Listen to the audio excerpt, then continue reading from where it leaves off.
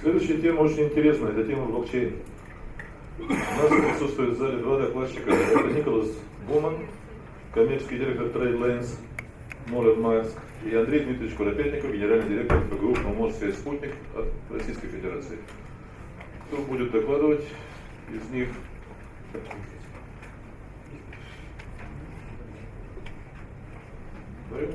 Вдвоем?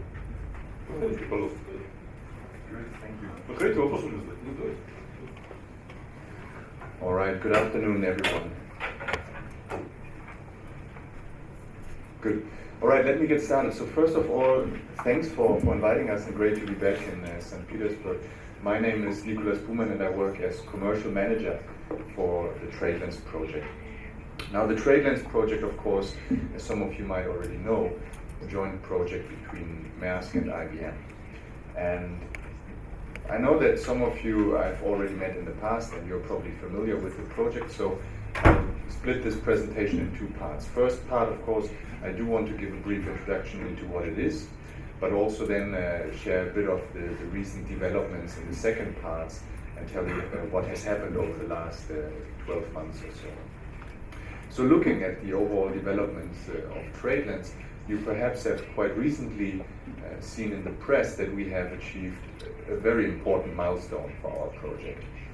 Just a few weeks ago, we were able to announce that also shipping lines MSC and CMA, and 2 weeks later, Hapag-Lloyd and ONE have now decided to join the TRADELENS platform. Now, this is an important milestone for us because we've always said that TRADELENS is a neutral platform. It's more than just a Maersk system. And the fact that these other shipping lines have now decided to also join this network really proves that point. So together with the other shipping lines, we'll then be able to cover close to 60% of the global container traffic. But of course, also important to highlight that these two milestones are not really the beginning of our journey, but they were following development of approximately 2 or 3 years. Because 2 or 3 years ago was when we had the initial idea about TRADELENS. And back then, perhaps you also know, this whole idea of TRADELENS actually started as research. Research that was conducted together with the European Union. The European Union back then had a research project called CORE, the CORE Research Project. And essentially CORE was trying to figure out how the WTO safe framework of standards can be applied in a European context. And one of the working groups, working group number 23, was the working group in which Maersk, together with IBM, together with the Customs Administration of the Netherlands, and together with the Technical University in Delft, which was our academic research partner. We were in this working group and we were trying to understand how a so-called shipping information pipeline, so essentially one place where all the information pertaining to the shipment of a container can be stored and made accessible to the other involved parties. We're trying to understand how such a shipping information pipeline would help to make trade more secure and at the same time also facilitate trade. Now, as part of this research, we first wanted to understand how complex global trade actually is. And I mean, after hearing so many presentations today, I'm sure it's quite clear that the complexities in global trade are evident. The specific use case that we were looking at was a shipment of avocados coming from Kenya to the Netherlands. And one of my colleagues, he flew to Kenya and he rented a car. He was driving behind this container of avocados to understand how many different companies are involved, how many different people are working on this container, and how many information exchanges are required.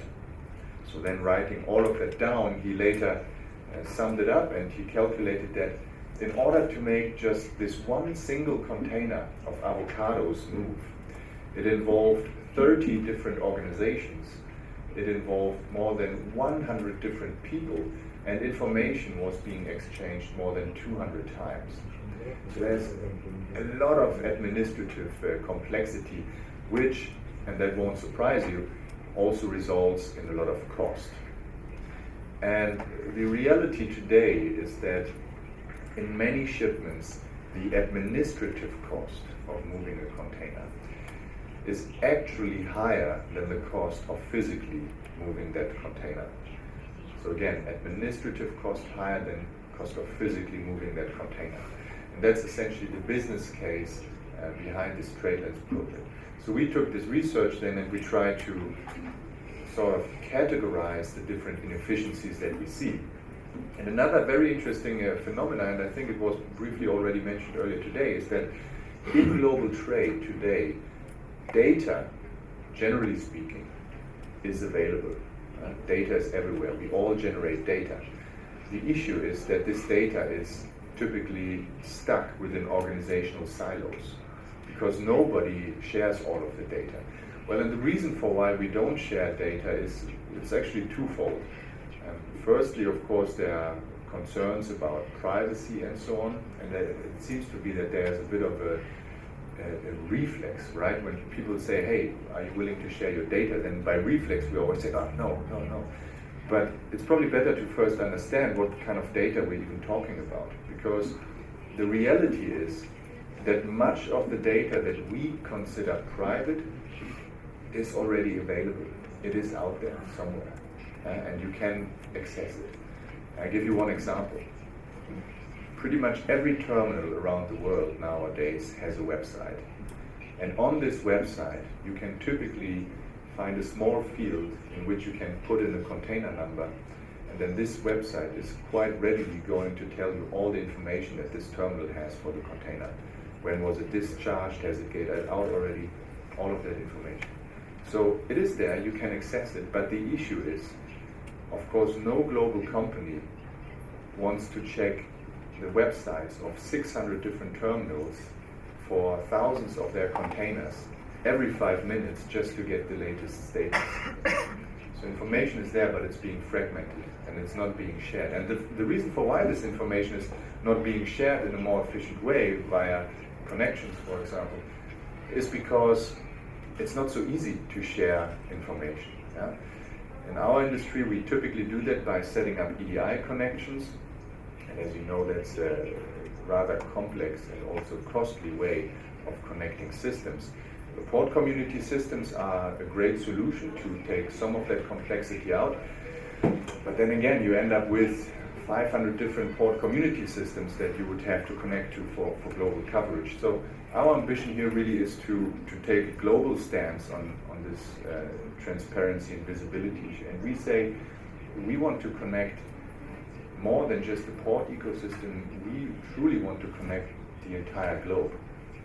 All the different customs, all the different ports, all the different terminals, all the different shipping lines, freight forwarders, importers, exporters, truckers, barge operators. So really anyone who in some way or form is involved in global trade, in the shipment of a container, can connect to this platform and exchange data through it. Now the way that this looks and works, I can explain to you with this slide.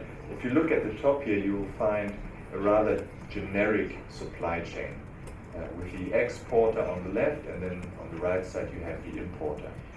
Then along the journey of this container you will have your freight forwarder or third-party logistics provider, you'll have your trucker, your customs or other governmental authorities like sanitary, for example. You have your ports and terminals in the middle of the shipping line, and then the same mirrored again on the importing side. Now, along the entire journey of the container, different data is generated. Typically, this could start with a booking being created, then the empty container being picked up, then the container delivered to the warehouse, container stuffed, container loaded back on the truck brings it to the terminal, gate in, load, and so on. So these kind of milestones and events. The other part of the data are documents. Now, in order to make containers move today, documents are required. Bill of lading, commercial invoice, packing list, certificate of origin. And in many cases, these documents are paper-based, and they are in different parts of the world. So here the idea of the TRADELENS platform also is to digitize those documents and make them available in one space. And this is also where we use blockchain technology. Now, what happens is that when you upload a document to TRADELENS, we take the hash key of this document. Now, the hash key is something like a unique fingerprint. It allows us to identify uniquely any file. And if somebody were to make changes to this file, for example, Photoshop 0 into a 1, then this would result in a completely different hash key. And we could see, all right, something has changed with the document, it's not the same anymore. So this hash key is stored on the blockchain. And once it is stored on the blockchain, thanks to the specific security mechanisms of blockchain, it can't be changed anymore. Now, all the other organizations or authorities later in the process that also have to look at the same document, they have the mathematic and cryptographic guarantee, thanks to the blockchain, that they are still looking at the same document and that all the other parties or authorities before them in the process who perhaps have stamped it or signed the document have indeed done that.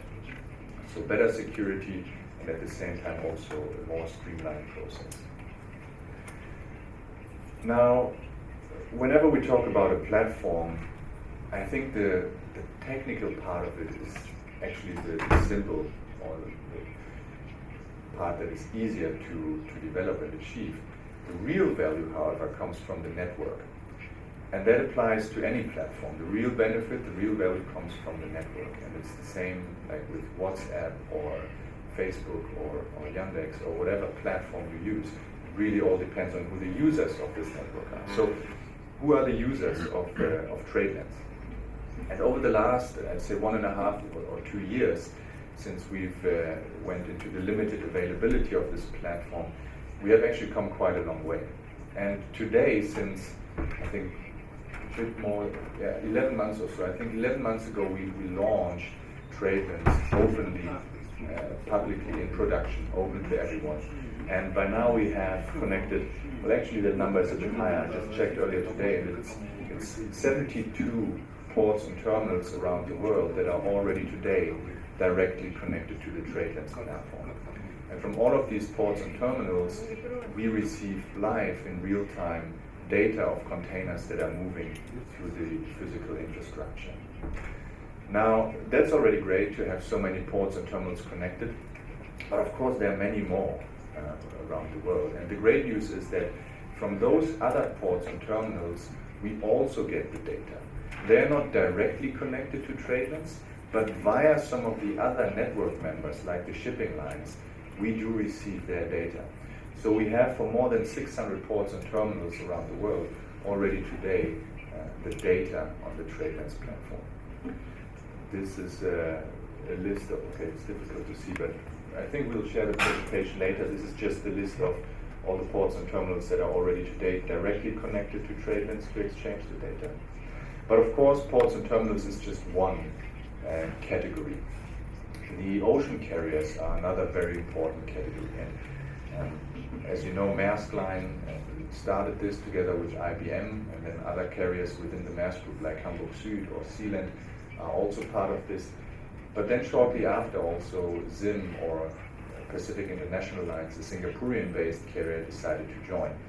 We also have a few smaller short sea operators like Unifeeder, they have joined the network, or in Asia, Namsung, or like Boluda in Spain.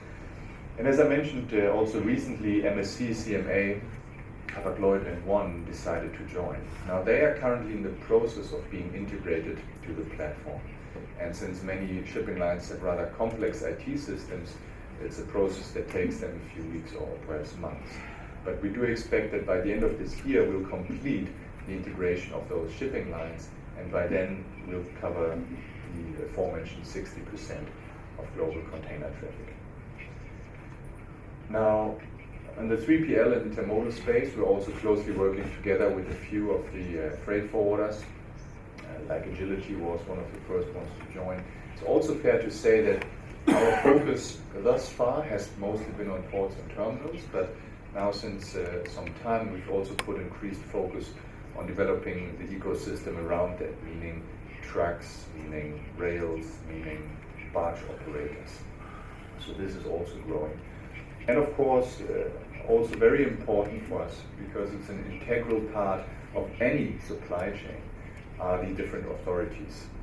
Dutch Customs, as I mentioned, was the first one to join us during the core research project. They actually invited US Customs and Border Protection to also join.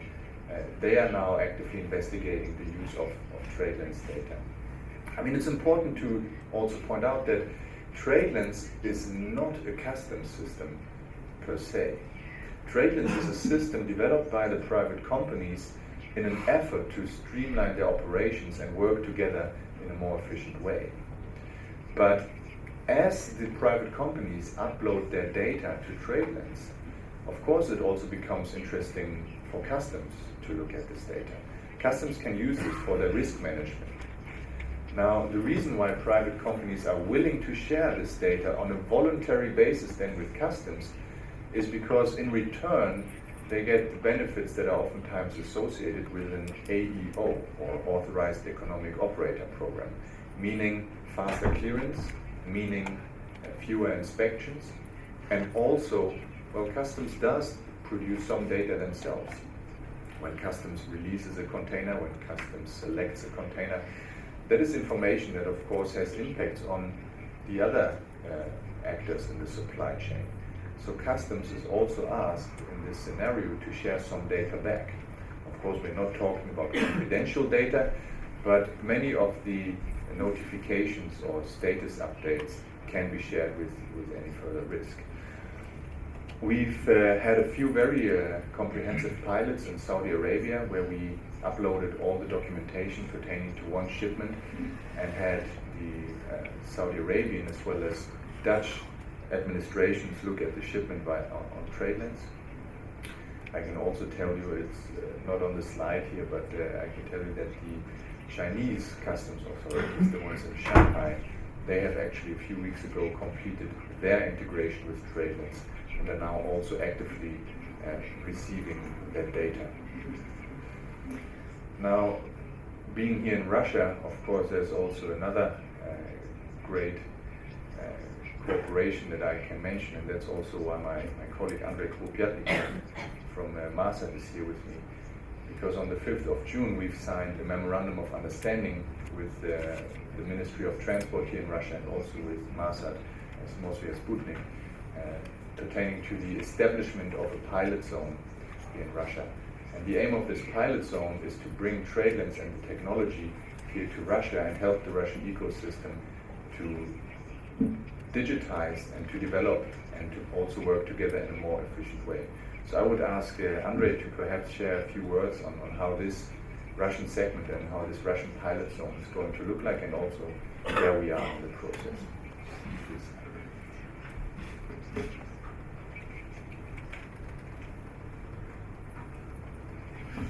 Добрый день, уважаемые коллеги. Thank you, Nicholas, for presenting me. Я продолжу на русском, так будет, наверное, проще, потому что мы говорим именно о российском пилотном проекте по тестированию технологий TRADELENS здесь, в России. И для того, чтобы двигаться дальше, надо рассказать какие-то вещи. У меня нет специальной презентации, но поскольку, как Николас упомянул, меморандум был подписан между Министерством транспорта и компанией Maersk, и мы, как технологический партнер от имени Министерства транспорта, выступаем в части создания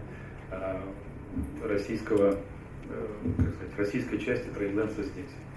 Но это связано по многим причинам, почему пошли именно таким путем. Прежде чем выбрать проект, на который мы могли бы опираться в тестировании технологий именно блокчейн, которые связаны с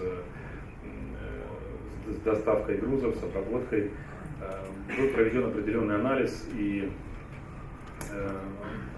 проект TRADELENS был выбран Министерством транспорта после многих консультаций, включая экспертизу аналитического центра при правительстве Российской Федерации. Надо сказать, это был долгий путь. Мы начали нашу работу еще в мае 2018 года, а меморандум подписали только 5 июня 2019 после того, как получили соответствующее поручение правительства Российской Федерации. Почему мы так эскалировали, так высоко подняли планку, пригласили к этому проекту, в том числе и экспертов аналитического центра при правительстве, Министерство транспорта в этом напрямую заинтересовано. Ну, хотя бы потому, что это не коммерческий проект, это проект уже становится B2G, да, то есть Business to Government.